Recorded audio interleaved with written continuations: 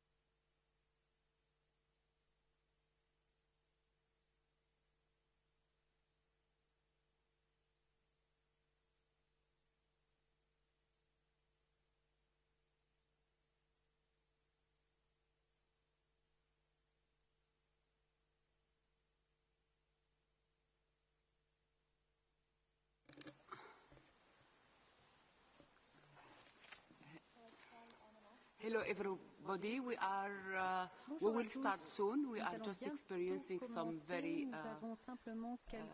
some technical problems. I hope it will be fixed very shortly, so thank you for your patience and understanding. Thank you.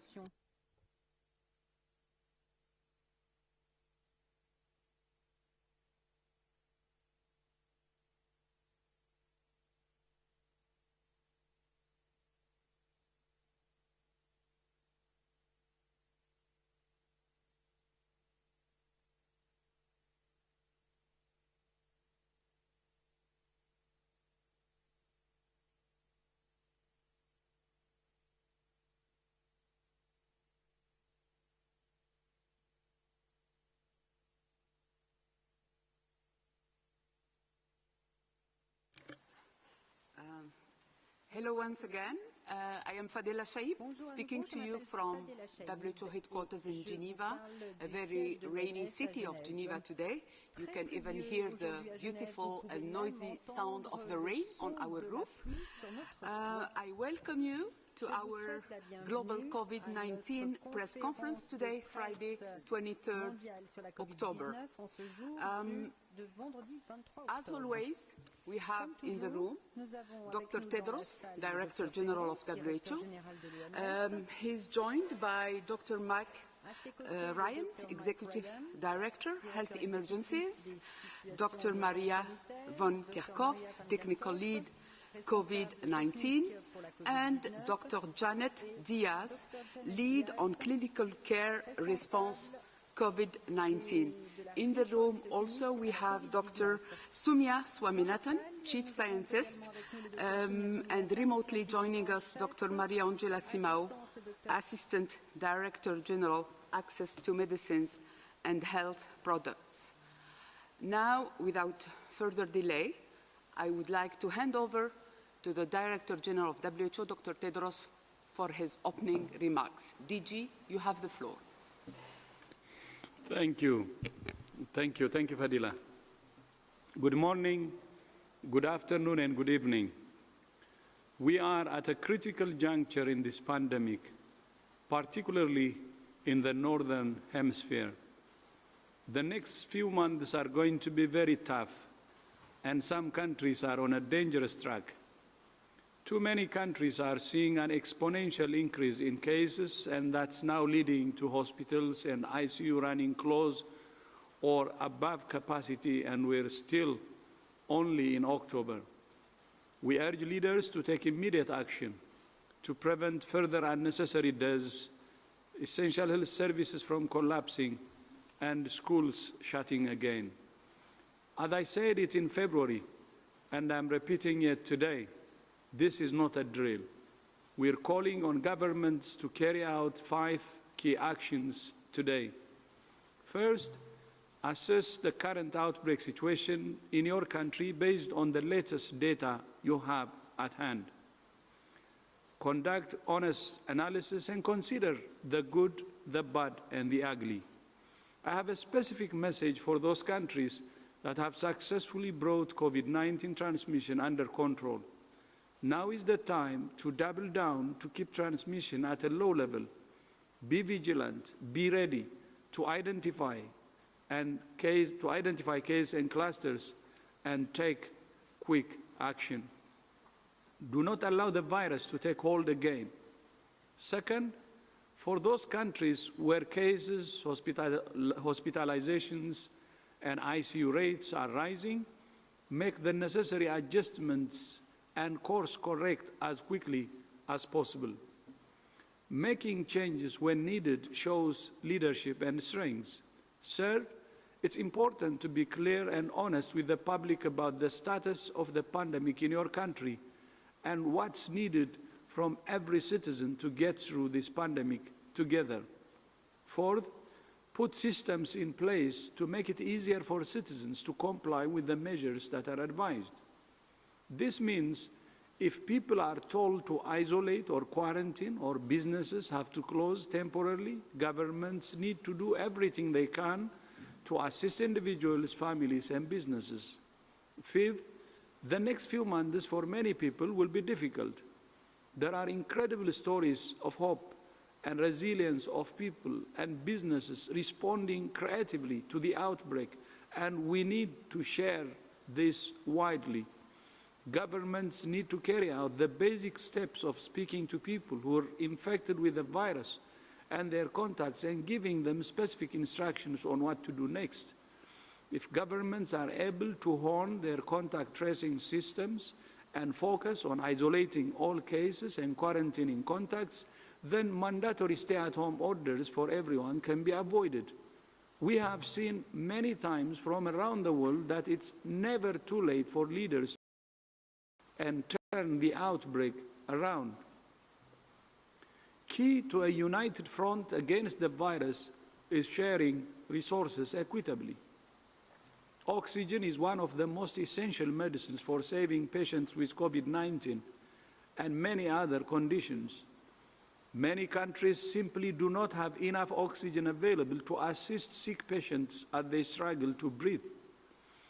I'm going to talk to you about what WHO and partners are doing to fill the global oxygen gap. Estimates suggest that some of the poorest countries may have just 5 to 20% of the oxygen that they need for patient care. Through the pandemic, the demand for oxygen has grown exponentially. Back in June, when there were approximately 140,000 new COVID-19 cases a day, the global need for oxygen was estimated to be approximately 88,000 large cylinders each day across the world. As daily cases rise around the world to over 400,000, the need for oxygen has gone up to 1.2 million cylinders each year, just in low and middle income countries alone, which is 13 times higher. Early in the pandemic, WHO's approach was to scale up oxygen in the most vulnerable countries by procuring and distributing oxygen concentrators. This led to over 30,000 concentrators, 40,000 pulse oximeters, and patient monitors to reach 121 countries, including 37 that are classified as fragile. This includes installing pressure swing adsorption plants, or PSS, that would be able to cover the supply needed for a large hospital and district health facilities in the area. Somalia, Chad and South Sudan had to rely exclusively on oxygen cylinders from private vendors that are often traveling long distances and come with a high price tag. WHO is working with the Ministries of Health in these 3 countries to design oxygen plants fit for their local needs, which will result in sustainable and self-sufficient oxygen supply. WHO is committed to working in solidarity with all governments, partners, and the private sector to scale up sustainable oxygen supply. The Oxygen Project reflects WHO's commitment to end-to-end solutions and innovation to do what we do better, cheaper, and reach more people. For example, we're working with partners to harness solar power to run oxygen concentrators in remote places where electricity supply is unreliable and to reduce costs. One of the main barriers to medical oxygen is the high transport costs of cylinders to the health facilities. In Kenya, a private sector company has positioned oxygen plants near clusters of health facilities and uses a milk delivery system to deliver oxygen to more than 140 clinics. Incentivizing the business sector to change its approach and model is key to ensuring sustainable oxygen in low and middle-income countries. Asante sana, Kenya. And to be successful, the health workforce needs to be ready. Not only doctors and nurses with experience in severely ill patients, but also biomedical engineers, respiratory therapists, and maintenance staff. Oxygen saves lives of patients with COVID-19, but it will also save some of the 800,000 children under 5 that die every year of pneumonia and improve the overall safety of surgery. A better world means ensuring oxygen is available for all, where they need it and when they need it. Tomorrow marks World Polio Day week, and partners around the world, led in particular by Rotary International, are organizing events and raising awareness about the need to eradicate polio. Over the summer, the world collectively welcomed Africa's historic success of ridding the continent of wild polio virus. Thanks to hundreds of thousands of health workers reaching millions of children with safe and effective vaccines across the continent, the world celebrated one of the greatest public health achievements of all time. However, while there is polio anywhere, the world remains at risk of resurgence.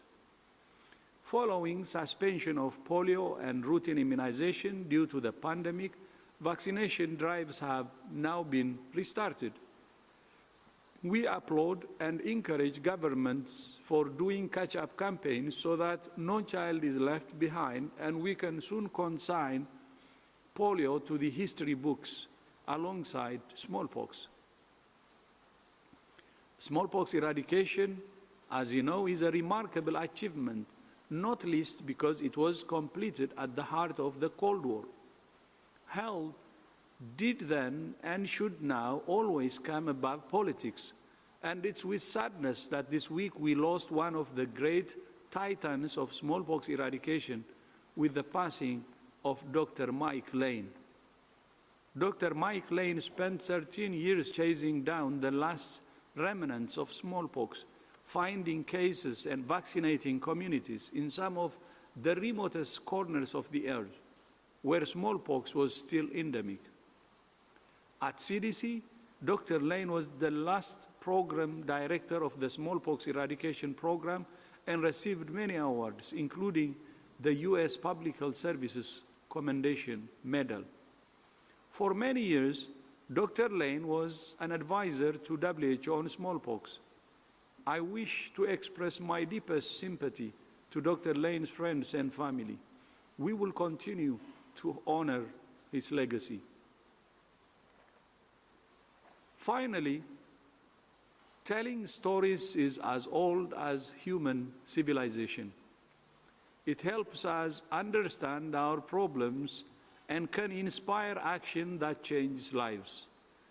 WHO is proud to announce the second Health for All Film Festival to cultivate visual storytelling about public health. Submissions are open for tomorrow to 30th January 2021. We look forward to receiving original short films from across the world. More details are available on our website. I thank you.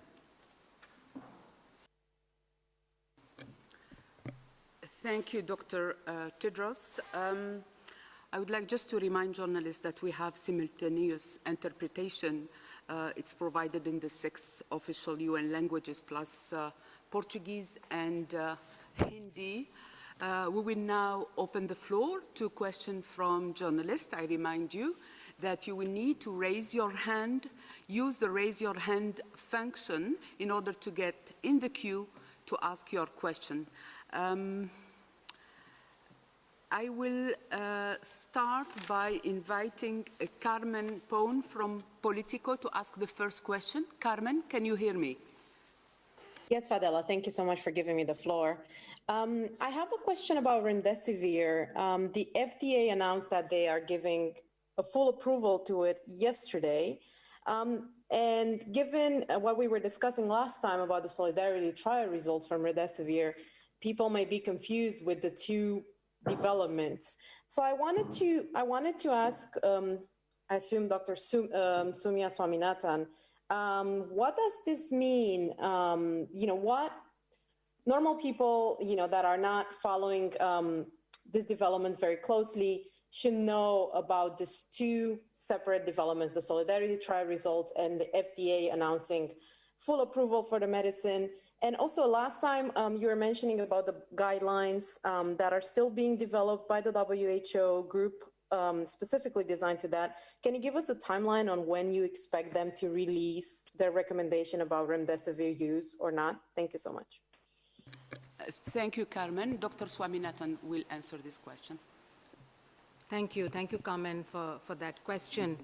And you've raised an important issue, but let me start by saying that the Solidarity trial is a randomized clinical trial that was looking at 4 different drugs that were considered to be promising early in the pandemic in February, March. These were all repurposed drugs. And when we presented the results, it was a trial results. Now, the trial results are used both by guideline developers as well as by regulators to make decisions about how and when and where best to use these drugs. So the guideline development process in WHO is a distinct, separate process that has begun, and Dr. Janet Diaz is here. She may say more about that and the timelines later. The regulatory approvals are yet another set of processes, and regulators look at data that companies provide to them on efficacy and safety, and of course on the manufacturing processes as well before they give approval. And there are different types of approval. As we know, remdesivir was given an emergency use authorization a few months ago, and that's done in the case of an emergency in a pandemic, for example. It's based on very preliminary data, and it's essentially a temporary measure while more data is being accumulated. So what we understand from the FDA decision yesterday was based on data submitted to them from Gilead, which did not include the Solidarity trial results. We have submitted the Solidarity trial results to Gilead. They first saw the results on the 23rd of September and then saw the full manuscript on the 28th of September.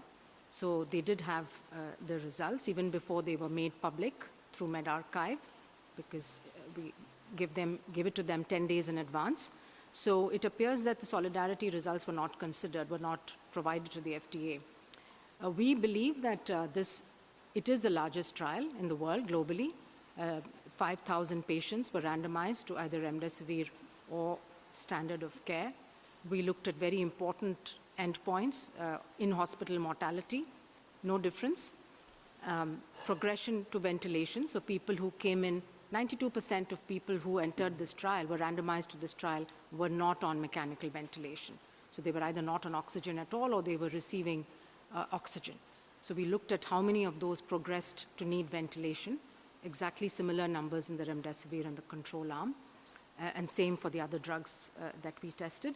And then we also looked at proportion of patients who got discharged at the end of 7 days of hospitalization. And we found that when we compared remdesivir with some of the other drugs like hydroxychloroquine or lopinavir, there was no difference in that proportion compared to standard of care. One of the criticisms that we've seen is that this was not a placebo-controlled trial and that it was not double-blind, which means the investigators and the participants were not blinded to the arm. And we believe that our trial is still very robust because we looked at endpoints like mortality, like death. It's not a soft endpoint. You cannot fudge that endpoint. We looked at progression to ventilation, which is, again, very objective. So on the other hand, the NIH trial, the ACTT trial, looked at time to recovery, and recovery was defined in a number of ways, but it was based on how patients were feeling and whether they needed oxygen and so on, whether they needed hospitalization. And all the other elements of the trial, like the good clinical practices, the way the randomization was done, the way the data was monitored and put together, the way it was analyzed, done to the highest standards. So we believe that our results are very robust, and we hope that people who are doing treatment guidelines in other countries as well as regulators around the world will take note of our study results in addition to the other evidence, because you need to look at the global evidence for a drug before you make decisions. And we should have the paper published fairly soon. So I'm not sure if Anna Maria wants to add to that, or Janet probably on the process of treatment guidelines, which is something we're working on. Thank you, Samia. So WHO has a very well-developed approach to developing guidelines and treatment recommendations.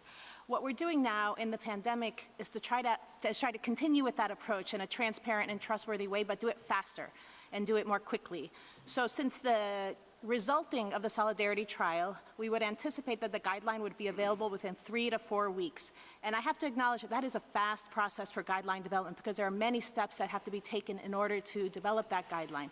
So that's already in process. We have convened our independent guideline development group panel.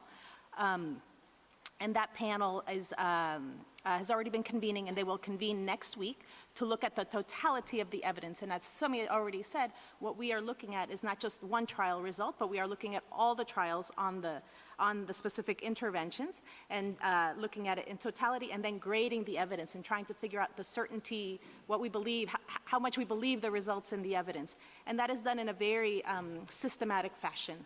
And so that meeting will happen next week, and we anticipate after that meeting about 1 or 2 weeks more until the final guideline is published. So that is the timeline and that is the process that we are on. So thank you. Can I just add for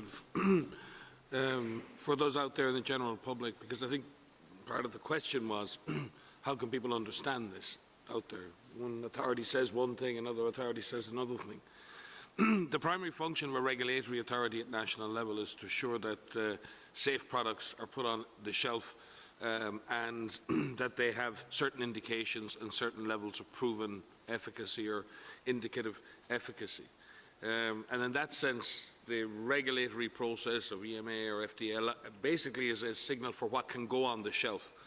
What clinicians ultimately used is based on complex clinical guidance for the day-to-day practice of diagnosis and treating a patient. So therefore, it is the clinical guidance package that's most important in guiding physicians to use what's on the shelf. And in that sense, regulatory authorities may place items on an approved list. That doesn't necessarily mean that they will be used in any particular practice unless they pass into clinical guidance that's given to doctors and nurses through these kinds of processes. There's no inherent conflict between these two processes. They're in some senses mirror processes, and they should be mutually complementary, and they certainly should be consistency. But when you see differences between them, it doesn't mean that something's wrong. It just means we need to get on now and develop the clinical all of the available information so we can give the best possible templates to our member states to make good decisions for clinical practice. Thank you all. I would like now to invite Jamil Chad to ask the next question. Jamil, can you hear me? Yes. Can you hear me, Fadela? Yeah, very well. Go ahead, Jamil. Thank you very much. Mr. Tedros, President Bolsonaro refused to buy Chinese vaccines. Is there any scientific reason for this? And secondly, if I may, some other cities in Brazil seeing, as Mike Ryan said in the last couple of weeks, a reduction of cases, or at least a stabilization in some of these cases. Is there a threat of a second wave as in Europe, or this is a very specific situation just for Europe, and those in other places of the world can simply relax, let's say like this? Thank you, Jamil. Dr. Ryan will take the second part of your question. Thank you. Thanks. I'll answer the second part. I think the Director General was quite clear in his opening statement. The first thing he said was each country needs to look at their individual situation. No country is out of the woods, and what we've learned, certainly in the Northern Hemisphere, is that second waves are not only possible but highly likely anywhere in the world. Those that have been hit hard the first time round can get hit hard a second time round, and those that were hit a glancing blow in the first time round can get hit a harder blow in the second. So there's no predicting what your circumstances will be. So the only way you're going to get at that is to clearly understand, and in places like Brazil, understanding now the true trajectory of the virus, the seroepidemiology of the virus in the population across different population groups, and then to learn the lessons of follow-through. Countries have got to low levels of disease and then not necessarily followed through on the testing, on the tracing, on the isolation, on the community support, on the measures to reduce transmission, and are seeing disease creep back in and in some cases exponentially rise. So for countries like Brazil, where there are very strong scientific and public health infrastructure, it is time to step back, continue to drive the curve downwards, continue to work hard at that, and to ensure that everybody follows through to ensure that if a second wave does arrive, those key structures, the health system, the community empowerment, the governance and coordination mechanisms, and the public health surveillance, isolation and quarantine capacities are in better shape than they may have been in previous waves. Those countries who learn in the first wave do better in the second. I think that can be assumed. With regard to your question on vaccines, again, it is the sovereign decision of our member states to decide where they buy and who they buy vaccines for. WHO has a pre-qualification process, and we're entering into that, and there have been expressions of interest issued already for potential candidates that may be approved by WHO at some point in the future. Our vaccine policy is defined, or the Director General is advised by the Advisory Group on Immunisation, SAGE, and they have already developed outline policy advice. The COVAX facility, working with all of the partners, is putting together a massive global partnership to ensure fair and equitable distribution of the vaccine. But ultimately, despite all of those measures, it is still the sovereign right and responsibility of governments to ensure that they have the right vaccine policies in place, that they cooperate internationally, and we will leave it to the government of Brazil at the federal and state level to work out what the best path is for the people of Brazil. Can I just add to that? Just very quickly to add to what Mike said, that the COVAX facility exactly provides an opportunity for all countries to ensure that the best chances of getting a highly effective and the most effective and safe vaccine at an affordable price, because we're pooling risk, so we're distributing the risk of investing across multiple vaccine candidates, so you have a better chance of success. And we're also going to pool procurement. And currently, the COVAX facility is catering to 184 countries, collectively representing 90% of the world's population. So, and Brazil is part of that as well. So I think that that's probably the best thing for countries to do is to be part of the COVAX. It shows global solidarity, but it also gives you the best chances of getting a vaccine that's safe and effective in the shortest possible time. Thanks. I think Dr. von Kerkhove would like to add something. Yeah, thank you. I just want to reinforce some of the things that the Director General has said and Mike has said about the countries that are reducing transmission and countries that have transmission low. This virus and the circulation of this virus is not even all over the world. And I think that's really, really important because many countries are in a very dangerous situation, but many other countries are actually in a very good position. They've brought transmission down to a very low level. They're opening up their societies. But the message that we have, and we cannot say this stronger, is to keep it up. And in fact, I would say even scale up. So the systems that you have in place to keep yourself at the ready, to remain vigilant, to quickly identify any cases that are there, and really carry out the case finding, isolation of the cases adequately in appropriate medical care, to carry out the contact tracing. And what we mean by that is for every case that is identified, every cluster that is identified, carry out a cluster investigation. Look for all of those individuals who had contact with a known case. Contact them, personally contact them, use the systems that are in place to find them, put them into quarantine. And by doing so, making sure you follow them, put them away from other people in terms of the quarantine and support them through that quarantine period, you will continue to break chains of transmission. And I think making sure that those systems are in place and using the systems that you've worked so hard to put in place will ensure that transmission can remain low. It is not the time to let your guard down. It is not the time to close any systems that are in place. Make sure your testing is still happening. Make sure you have your systems that are working and your workforce is supported. So I think we just want to really emphasize that it is not the time to let your guard down because you can keep transmission low. So why not I give, thank you. No, it has been said, but just a few seconds. One, as the journalist said, Jamil, the number of cases and deaths is on the decline. And we're happy that it's on the decline. But at the same time, as Mike and Maria said, Brazil should not let its guards down. So it should really continue with the momentum. We're glad that it's declining, so it should keep that momentum. And second, on the vaccines, the only thing we advise is that as long as it's safe and effective, it's up to Brazil to choose whatever vaccines it wants. Thank you. Thank you, DG. Let's move now to Spain. Natalia Segura from Catalan News Agency. Natalia, can you hear me? Hello, I can hear you. Can you hear me? Yes, very well. Go ahead, please, Natalia.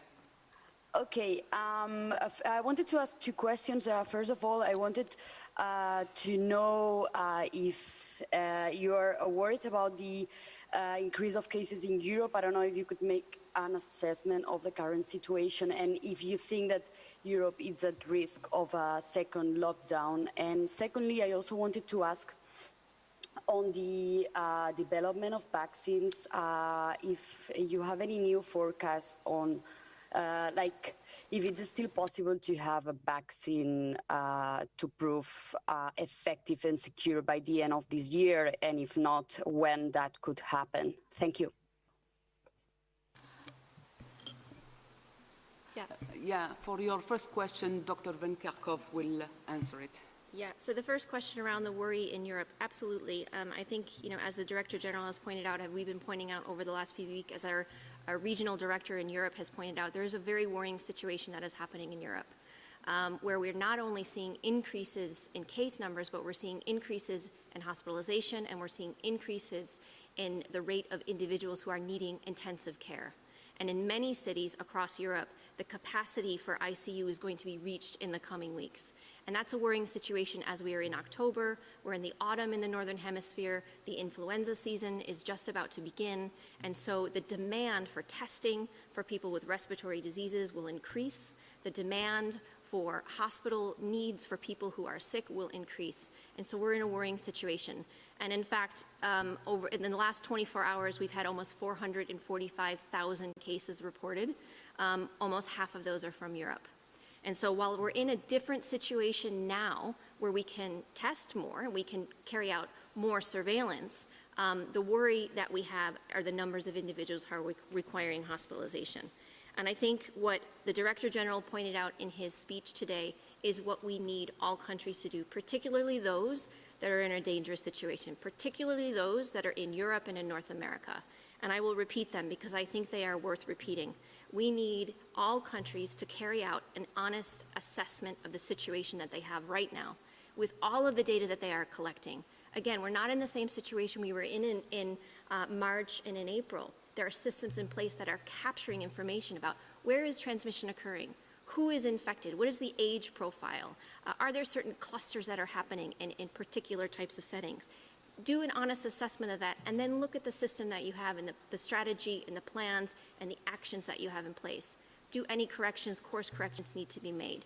And the Director General said it himself, course corrections are not weaknesses. These are actually looking at the systems you have in place and making those necessary changes to reach your goal. And that goal is to reduce transmission and save lives and save livelihoods.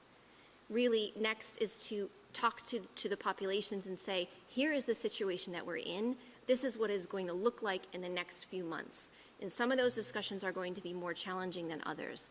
And I think everyone as individuals needs to understand that they have a role to play and do what you can as an individual right now to contribute to reducing transmission. Some of this will require some sacrifices that you will need to make as individuals and as families, but the sacrifices that you make as individuals will help others who can't make those same sacrifices, who need to go into work to carry out those essential services that keep food on our table and keep us cared for in hospitals. We also need governments to support people to carry out those necessary actions. If people are asked to stay home, if businesses are asked to reduce hours or partially close, how can we support those businesses so that they don't go out of business? How do we make sure that families can continue to telework, et cetera? And lastly, to really share messages of hope. Mike and I did a Facebook Live this week where we talked about hope, we talked about resilience, and I think many people across the world are scared right now, and we need to share the stories of how we are getting through this together. So just please remember that many countries are getting through this. Many countries have shown us the way that they are getting through this. We can learn from them. We can listen to them. They're in solidarity with us as well, and we will get through this. But do what you can as individuals and as your families can do to really support us getting through this period.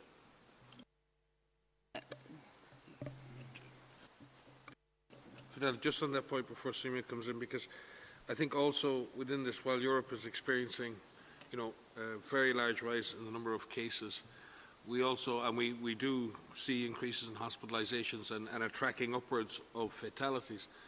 We also need to make our best efforts to ensure we keep that fatality rate low. And let me give you some numbers to compare.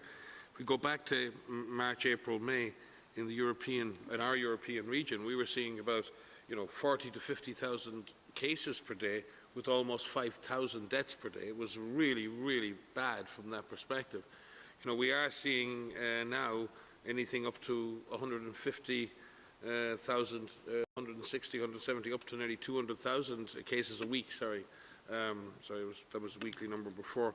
And we're seeing, about 2.5 or 2 to 2.5 thousand deaths or below that.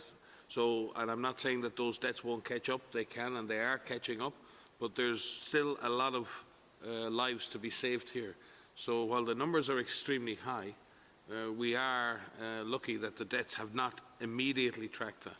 So supporting our frontline workers in Europe, ensuring they have the right equipment, there's enough of them, that they're rested, that they're able to work, that the system remains efficient and calm, and that we're able to prioritise the clinical pathway for people through that system, that people are getting into early care, and we're prioritising care for those with vulnerable, will save lives. We don't have to see deaths absolutely track back to the horrific levels they were as a proportion of all cases in springtime. Things have changed. We're better. We're better now. So yes, we need to prevent transmission, but we also need to focus on reducing the death toll, which will rise in the coming days, I have no doubt. But we need to also put some investment, more investment, into ensuring that our frontline system does not collapse in the face of an ever-increasing caseload of very sick patients. Sorry, Sumi, I cut across your... No, I think that's very important, Mike. So on the vaccines, as you know, we've been tracking it. We continue to track the progress. There's good progress in terms of the number of clinical trials that are starting up and moving ahead from phase 1 and 2 into phase 3. So currently we have 10 trials in phase 3.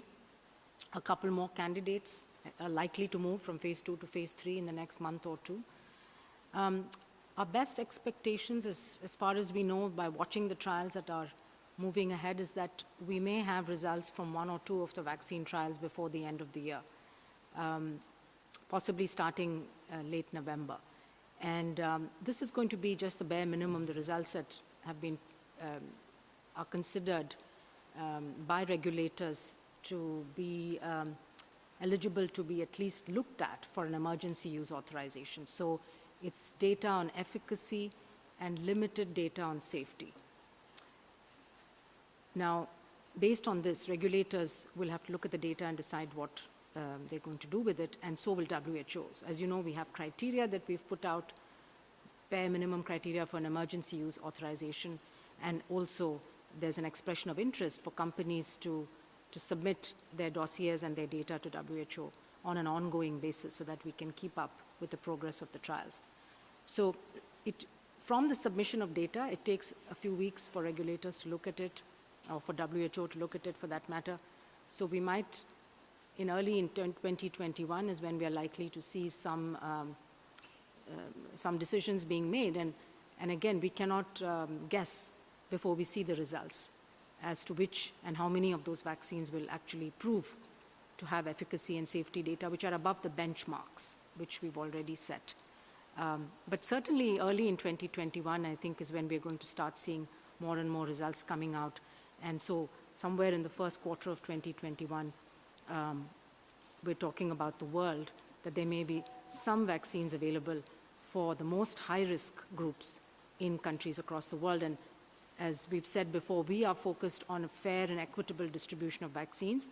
So if there's limited supplies of vaccine in the beginning, which that's going to be the reality, we'd like to see that fairly distributed so that the highest risk people, the health workers, the frontline workers, have access to the vaccine regardless of which country and where they live in the world. We also need to balance expectations, because we know that the success rates of vaccine trials is 10 to 20%. And the good thing is that there are many candidates in trial. There are going to be successes. There may also be failures, and we have to be prepared to accept both. Thanks. Thank you, Dr. Swaminathan. The next question goes to Stephanie Nebehe from Reuters. Stephanie, can you hear me? Yes, thank you. A question, please, regarding the concerns or controversy in South Korea following deaths after influenza vaccines, which may or may not be related. Are you in touch with Korean authorities? Does WHO have concerns about this, and do you see it happening anywhere else? Thank you. So, Stephanie, thanks for the question. Sorry, Fadila. Thanks for the question. Yes, we are in touch with colleagues from Korea. And what we understand so far, and I'm looking at my notes here, more than 13 million people have been vaccinated in Korea this year for influenza. And we understand that there have been 28 deaths that were reported following flu vaccine between the 19th of October and the 23rd of October. And the Korean health authorities are looking into these deaths. They've said in a preliminary investigation into the 6 deaths, they didn't find any direct link with the vaccines and that there were no toxic substances uncovered. But we are in very close contact with Korea and looking at them. And as with all vaccines, there's